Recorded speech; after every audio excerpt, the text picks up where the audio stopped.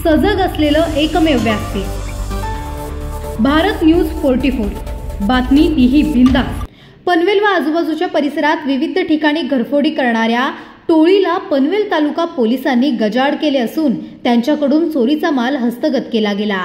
पनवेल तालुका police Thane हद्दीतील भिंगारवाडी येथील beer shop मध्ये चोरीची घटना घडली होती। या गुन्ह्याची नोंद होताच पोलीस आयुक्त मिलिंद भारंबे, पोलीस सह आयुक्त संजय येनपुरे, पोलीस उपायुक्त परिमंडळ 3 पनवेल प्रशांत मोहिते, सहाय्यक पोलीस आयुक्त पनवेल विभाग भाऊसाहेब ढोले यांच्या मार्गदर्शनाखाली वरिष्ठ पोलीस निरीक्षक गजानन घाडगे, पोलीस निरीक्षक आनंदा कांबळे, गुन्हे प्रकटीकरण कक्षाचे सहाय्यक पोलीस निरीक्षक अनिरुद्ध गिजे, पोलीस उपनिरीक्षक हर्षल राजपूत, पोलीस हवालदार विजय देवरे, पोलीस हवालदार महेश धुमाळ, पोलीस हवालदार सुनील कुदळे, सतीश तांडेल, शिवाजी बाबर, भूषण भारसे, पोलीस शिपाई आकाश भगत, पोलीस शिपाई भीमराव खताळ आदींच्या पथकाने गोपनीय माहिती प्राप्त करून तसेच तांत्रिक तपासाद्वारे आरोपी नामे सुदाम भगवान वागे वय वर्ष 26 व विधी संघर्षग्रस्त बालक यांच्या गुन्ह्यातील सहभाग निष्पन्न करून त्यांना पनवेल परिसरातून अटक करण्यात आली आहे।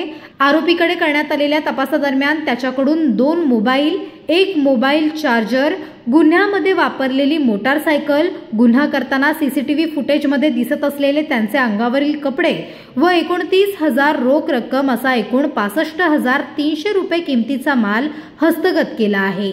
संबंधित गुन्हेगारावर पनवेल तालुका पोलीस ठाणे, खालापूर पोलीस ठाणे आणि रसायनी पोलीस ठाण्यात विविध प्रकारचे गुन्हे दाखल आहेत।